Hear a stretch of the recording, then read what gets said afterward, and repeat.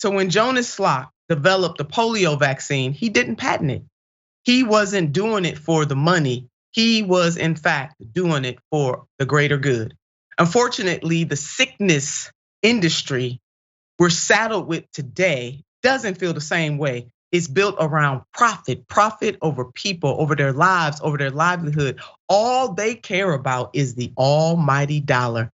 I wish this headline was fake, but sadly, it is not. Daylight robbery. Pfizer condemned for hiking US COVID vaccine prices by 10,000% above cost. 10,000% above cost? That is absolutely crazy. But to really understand what is going on in this moment, we are going to break this down in a way that even a 3-year-old could understand. So let's ask ourselves, what if McDonald's jacked up a price of their food, let's say a cheeseburger, by 10,000% when it launched the dollar menu? What would you say about that? So McDonald's charges about 6% more than the cost of making a double cheeseburger. So McDonald's double cheeseburger, the cost, 94 cents to make it. Price tag, $1. What's the profit? 6 cents. Now, McDonald's jacked up their price of this double cheeseburger by 10,000%. Like Pfizer, the dollar menu would be the $94 menu. Let's put this up. $94, Doc. If they did the exact same thing that Pfizer is doing, that dollar double cheeseburger would cost $94. Dr. Richey? This is the expression of what our healthcare system is actually about. Money, profit, not people. So this was inevitable in some degree, right? At some level, we knew this was going to end up happening. They are not regulated enough as it relates to financial windfalls like this. They have great leeway to make massive profit. When they push it, market it, people buy it. They can even manipulate doctors and prescribing things. Like, this is all part of the system. But the root of that system is what? The root of the system is profit. Now, does it negate the fact that people still need it? Of course not. That's the reason why they do it, because they know you do need it. That's not the issue. The issue is who has enough fortitude to stand up to these individuals, to these massively rich industry, and tell them no. Well, Republicans, they absolutely won't do it. Corporate Democrats, damn sure will not do it. So who are you left with? You're really left with one category of politician, and this is submitted in all due respect. You're only left with progressives, and they're trying to buy progressives off as well. But that's all you got.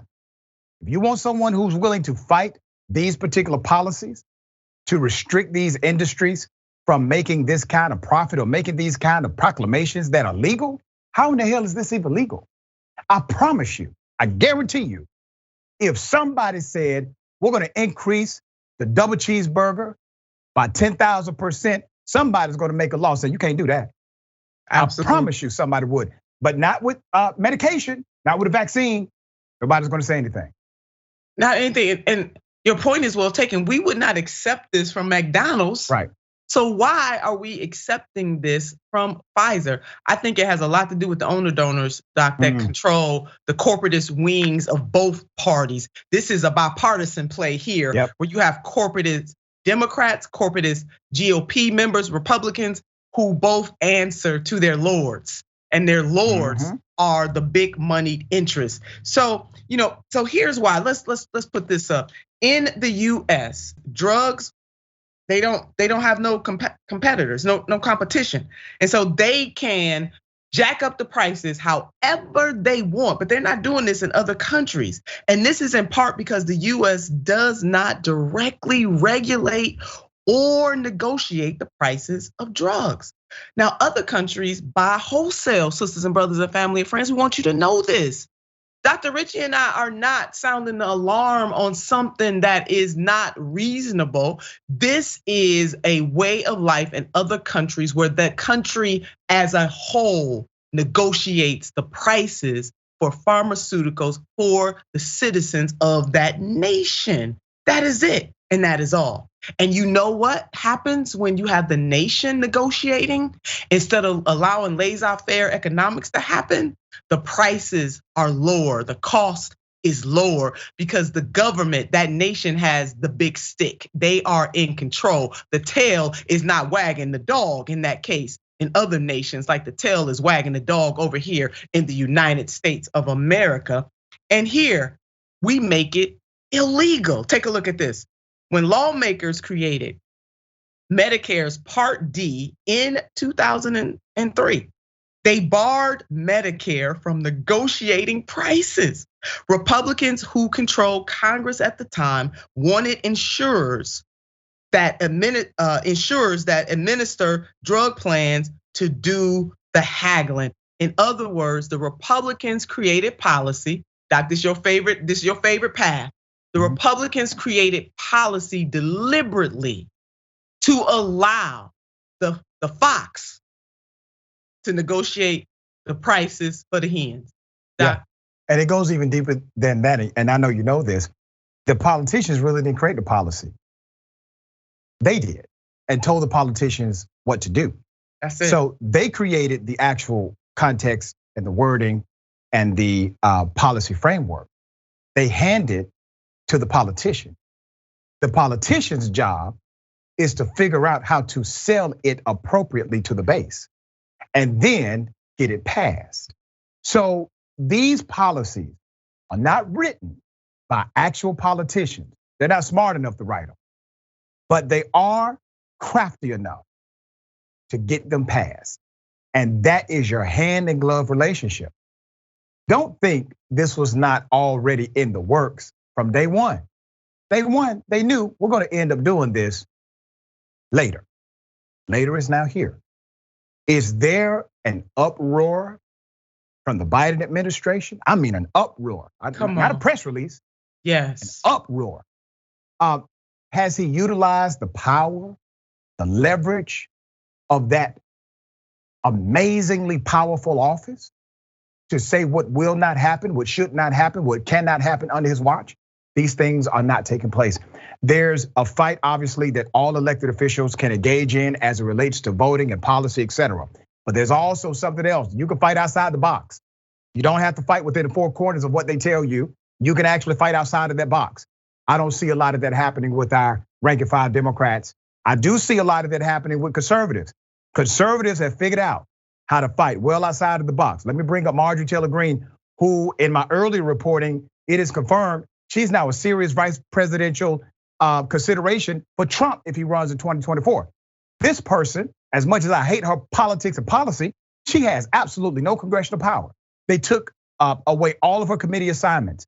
She's one of the most effective fundraisers in the Republican Party, operating outside of the lines, getting things accomplished with the base outside of the regular power channels established by the Republican mainstream. What happens when Democrats, when progressives operate in a way that challenges the mainstream of corporate Democrats? They're put on an island. They're told, no, you gotta stay away from this Democrat. This Democrat doesn't mean you any good here. And then what happens? It weakens our collective voice when moments like this come. And obviously we have a base that says this is wrong, but we don't have a base of politicians willing to voice that concern. That's exactly right, Doc. And what does it mean to be a progressive? You're supposed to be different than the neoliberal and use that power. Power is meant to be used and accept the consequences for standing up for what is just right and good. It wasn't until this year that Congress eased the restriction, eased it. Nothing to jump too high about, but they eased it. And that only affects 20 drugs for seniors in 2029, Doc. Yep. 2029, 20 drugs for seniors. That is nowhere near enough, and it should be unacceptable. People should be standing up on desks and on top of people's heads over this. So we pay for more for medications like insulin. Let's put up this chart so the people can see this with us. Top 10 countries where insulin is most expensive. Guess where we are? At the top at almost $100. You got Chile, Mexico, Japan, Switzerland, Canada, Germany, Korea, Luxembourg, and Italy. Look at all of those countries. And you know why, Doc? You know why their prices are so much lower than ours? Is because the country negotiates. That's right. They put the hammer on the pharmaceutical industry and say, not here, not in our backyard, not in our watch. And based on the economic theory of how these negotiations work, we should actually be at the bottom of how much we pay because of our population and consumer base. That is the basis of lowering the cost per person, is based on population and consumer base. So we should actually have the lowest amounts to pay on this planet, but we are the highest. Why? Because we have refused, by policy, we have refused to allow the country to negotiate on behalf of citizens because it would impact the profits of these individuals in these major companies.